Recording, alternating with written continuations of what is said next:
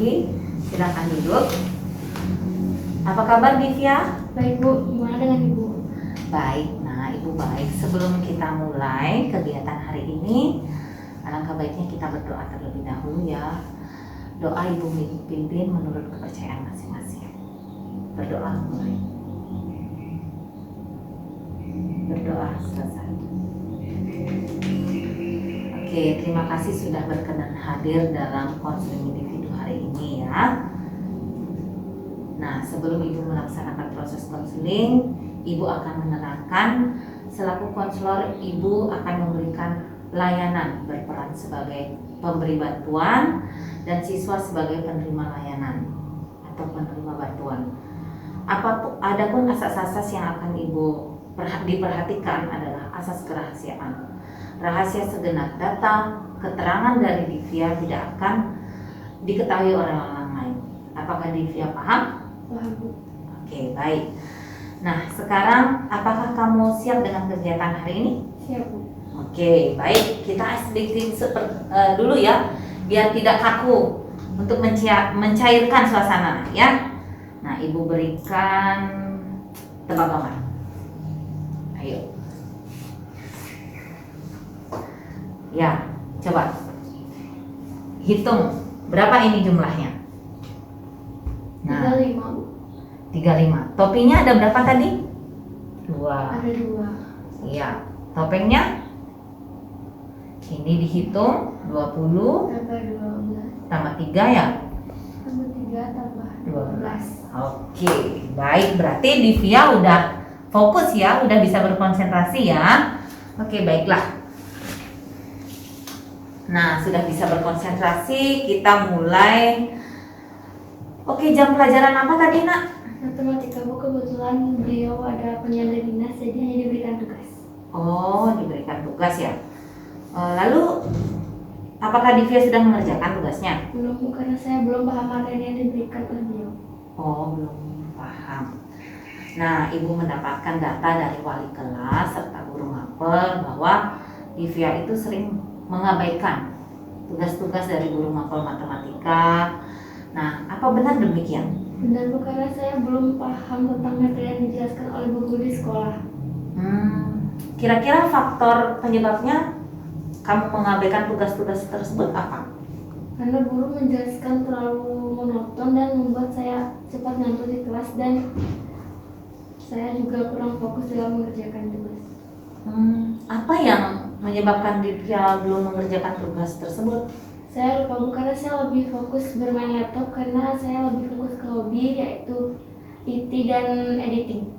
Oh, editing video itu ya maksudnya ya?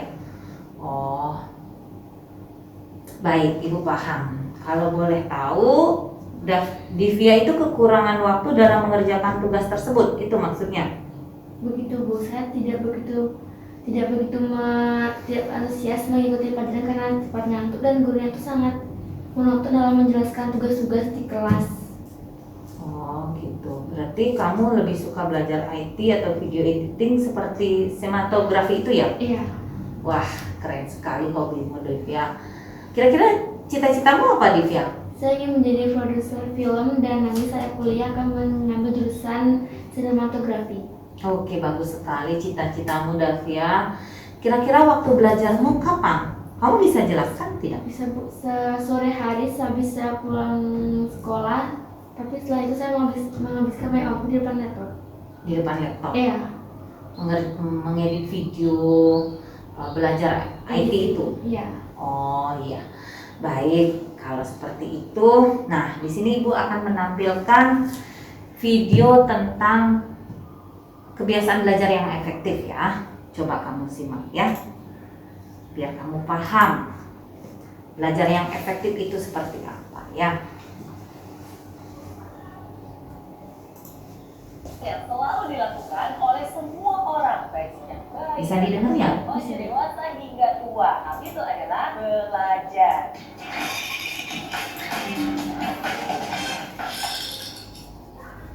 Belajar itu nggak mengenal waktu, nggak juga mengenal umur, baik di sekolah, kuliah, tempat kerja, maupun sampai keluar sekalipun, semua orang harus terus belajar. Karena belajar itu juga bisa mendewasakan kita. Tapi ingat loh, belajar juga nggak boleh sembarang belajar. Belajar juga harus dengan cara yang benar. Ada 5 hal yang harus kamu lakukan supaya kamu bisa belajar dengan cara yang benar. Pertama, mindset yang benar. Sama seperti ketika kamu sebelum berolahraga, kamu kan juga harus melakukan pemanasan dulu nih. Sama juga dengan belajar. Sebelum belajar pun harus ada yang dipersiapkan terlebih dahulu. Yang harus dipersiapkan adalah mindset atau cara berpikir kita. Pikiran kamu harus dibenarkan dulu nih. Bagikan gelas kosong yang siap menerima, bagikan spons yang siap menyerap. Pikiran kamu juga harus terbuka. Jangan belum apa-apa udah hati-hati duluan. Jangan belum apa-apa kamu sudah memblok dan bilang, tahu, nggak perlu, ini kan caranya beda. Kalau komentar kamu seperti itu tuh, kamu juga nggak akan bisa untuk menerima semua pembelajaran yang akan masuk ke dalamnya. Kalaupun mungkin ada yang berbeda, nggak dulu, tapi harus dicerna dan juga diolah. Ingat, dengan mindset yang benar, maka kamu pun bisa belajar dengan cara yang benar. Yang kedua, guru yang benar. Belajarlah dari orang yang pernah melakukan hal yang ingin kamu pelajari. Belajarlah dari orang yang benar-benar mengerti hal-hal yang memang kamu ingin kuasai. Kalau kamu belajar masak, tapi belajarnya sama montir yang nggak pernah bisa masak sama sekali, pastinya nggak akan bisa juga kan? Kalau kamu ingin belajar renang, tapi belajar dengan guru yang sama sekali nggak pernah berenang, pasti hasilnya juga tidak akan maksimal. Tapi kalau kamu mau belajar dengan orang yang ahli, yang benar-benar sudah mengerti hal-hal yang kamu ingin kuasai, belajar juga dari orang-orang yang sudah terbukti melakukan hal yang memang ingin kamu dapatkan, dan juga ada track recordnya, pastinya pembelajaran kamu juga pasti akan jauh lebih cepat dan jauh lebih efektif. Yang ketiga, waktu yang benar. Belajar itu juga butuh yang namanya waktu. Nggak bisa nih semua dikebut dalam semalam. Walaupun emang sih ada istilah SKS alias sistem kebut semalam, atau istilah power of kepepet. Sama halnya dengan belajar juga butuh yang namanya waktu. Pikiran kita pun juga butuh jeda untuk bisa mengolah dan mencerna semua hal yang ada. Karena sebenarnya nih, bahkan belajar itu harus dijadikan sebuah kebiasaan. Sama seperti halnya analogi tentang mandi ataupun gosok gigi nih. Mungkin nggak sih kamu mandi selama 1 jam, 2 jam bahkan, habis itu kamu nggak mandi lagi selama 1 bulan, pasti rasanya risih. Atau mungkin, saya kan udah gosok gigi nih selama setengah jam, berarti habis itu saya gosok gigi lagi selama seminggu, nggak mungkin juga kan? Rasanya risih, rasanya aneh banget. Sama juga belajar pun harus seperti itu, harus dijadikan habit. Jangan sampai hari ini kan saya sudah belajar terus-terusan 10 jam, habis itu tinggalin aja deh, nggak belajar lagi, karena nggak efisien. Ingat, belajar itu sekali lagi harus dijadikan sebuah kebiasaan. Seperti mandi sama seperti gosok gigi. Sehingga kalau ada hari di mana kamu nggak mandi, nggak gosok gigi, rasanya ada yang kurang ya, nggak enak ya. Begitu juga dengan belajar. Kalau itu menjadi sebuah kebiasaan, sehari aja kamu nggak belajar, pasti kamu akan merasa, kok risih ya, kok ada yang kurang ya. Karena sekali lagi, itu sudah menjadi kebiasaan yang kamu lakukan setiap hari. Keempat, cara yang benar. Setiap orang punya cara tersendiri bagaimana dia bisa menyerap informasi secara efektif dan juga efisien. Kamu pun harus bisa mengenali kamu termasuk tipe orang yang belajar seperti apa. Secara garis besar nih, ada 3 tipe orang: visual, auditory, dan juga kinestetik. Orang visual itu biasanya mereka akan menangkap secara optimal, menyerap informasi yang dibaca ataupun dilihat. Orang auditory biasanya adalah orang yang lebih mudah menerima informasi melalui apapun yang dia dengar. Orang kinestetik biasanya adalah orang yang sangat senang dan juga cepat mengerti bila informasi itu diserap terlebih dahulu ataupun dicontohkan dahulu, atau dia membayangkan orang lain untuk melakukan hal yang sudah dipelajarinya. Kalau kamu masuk yang mana nih? Coba kenali diri kamu terlebih dahulu dan ketahui cara belajar mana yang paling efektif untuk kamu, ya kamu bisa menggunakan cara tersebut dengan tepat. Kelima, lingkungan yang benar. Ada orang yang suka lingkungan yang benar ini yang utama ya. Kan ada suara nyamuk lewat aja, waduh, mengganggu konsentrasi. Tapi ada juga nih orang yang suka belajar dengan menggunakan musik. Bisa belajar dia menggunakan musik, dari musik klasik, musik pop, atau bahkan musik rock, bebas. Apapun itu, yang paling penting adalah kamu tahu yang mana yang membuat kamu bisa lebih efektif belajar. Ada juga nih orang yang suka belajarnya sendirian. Ada juga orang yang suka belajar secara berkelompok, ya ada teman yang musik katanya. Boleh belajar, nggak ada salahnya. Yang penting kamu sendiri tahu apakah dengan cara itu pembelajaran kamu bisa efisien atau enggak. Dan yang paling penting, apapun itu, pastikan kamu sudah berada di lingkungan yang positif. Karena dengan siapa kamu bergaul saat ini, itu akan mempengaruhi masa depan kamu. Jadi dia 5 hal yang harus kamu ketahui. Ingat, walaupun kamu suka belajar, gak boleh sembarang belajar ya. Karena belajar juga harus dengan cara yang tepat. Mindset yang benar, cari guru yang benar, gunakan waktu yang benar, dengan cara yang benar, dan pastinya di lingkungan yang benar.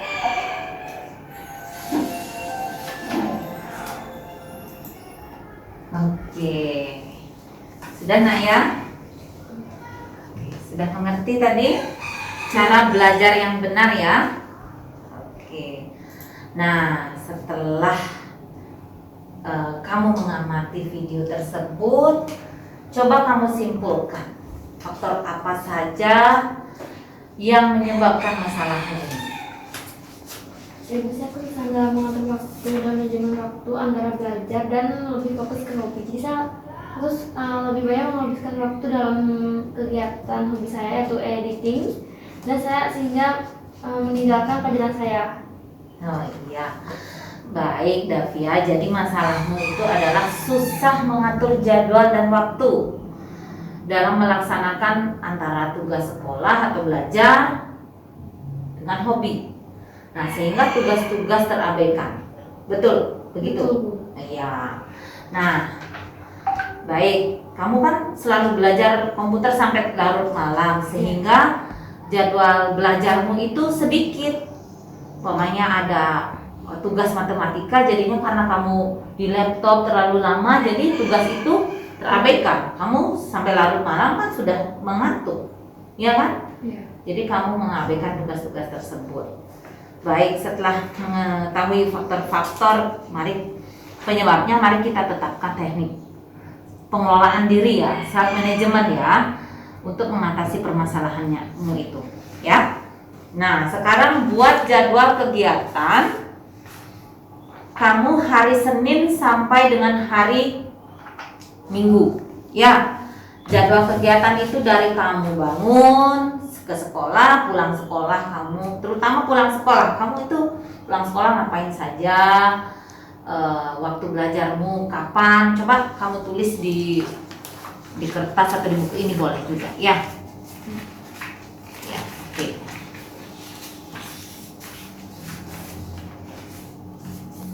Nah, di sini juga boleh.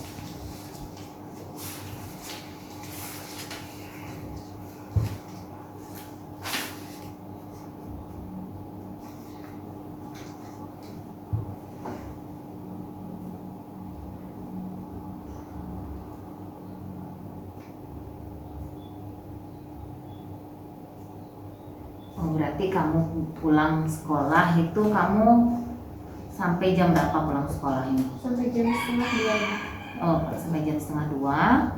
Sampai di sekolah ngapain? Sampai di rumah ngapain? Misal saya langsung makan siang terus tidur. Oh, tidur siang. Berapa jam itu tidur siangnya? 1,5 jam. Ya, setelah itu? Setelah itu saya makan sore lagi, terus bermain HP. Setelah itu mandi, saya fokus ke bermain laptop sampai larut malam. Oh, berarti ini bermain laptopmu ini sampai berapa jam ini ya? Sampai kurang lebih 4 jam. 4 jam ya? Iya. Ini waktu belajarmu kapan ini? Saya susah banget mengatur waktu belajar saya, karena lebih banyak fokus ke bermain laptop. Iya, gini ya. Coba sekarang kamu harus menetapkan jadwal baru yang kamu buat. Untuk nantinya kamu bisa terapkan setiap hari ya. Jadwal yang kamu bagi antara bukan bermain ya, di laptop, belajar editing dan belajar. Coba kamu bagi 2 ini waktunya. Coba. Baik.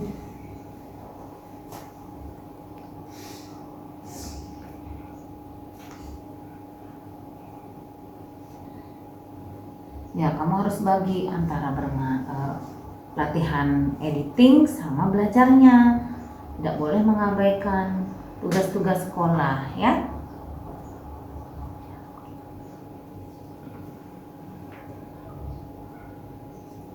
Nah, coba Ibu lihat lagi jadwalnya. Nah, di sini kamu sudah membagi dari jam 5 kamu bermain editing ya, belajar editing 2 jam. Setelah itu dari jam 5 sampai jam 7 ya. Jam 8. jam 8 sampai jam Ya. 8 lebih. Iya. Nah, di sini kamu perbaiki, berarti kamu mulai bermain laptop itu dari jam 5 sampai jam 7. Iya. Nah, setelah itu kamu baru belajar menyelesaikan tugas-tugas sekolah sampai jam 9:30 ya. Setelah itu kamu pergi tidur. Oke. Pagi kamu juga buka buku ya, harus ya. Iya. Ya, pagi-pagi harus belajar juga ya. Bagus. Nah, sudah bagus ini struktur yang kamu buat ini. Jadi Ibu harap kegiatan yang kamu buat yang baru ini kamu sepakati ya. Iya. Kamu jalankan. Kamu harus disiplin ya Iya. dalam melaksanakan jadwal yang telah kamu buat hari ini ya. Dari hari Senin sampai dengan hari Sabtu ya. Bagaimana kamu terstruktur ini sudah buatnya. Ingat, kamu harus bagi mana hobinya, mana untuk belajarnya. Harus porsinya diperbaiki ya. Ini jadwalmu sudah bagus. Nah, bagaimana perasaanmu setelah konseling hari ini? Saya merasa lega karena dalam konseling ini Ibu memberikan saya jalan keluarnya antara membagi waktu hobi saya dan hobi belajar saya, Bu. Oke, Ibu senang dengan pemahaman barumu.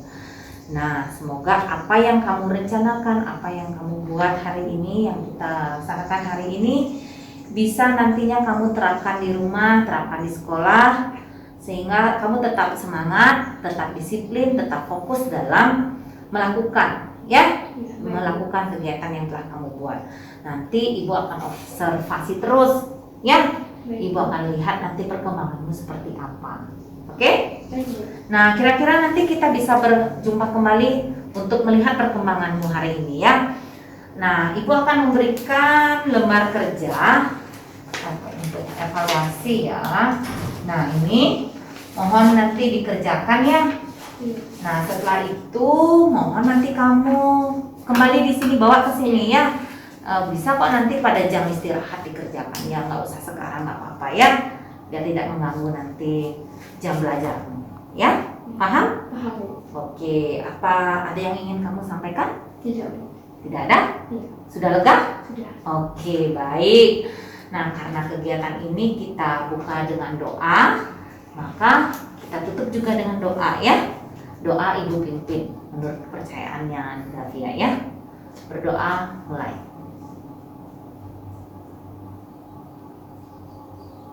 Berdoa selesai.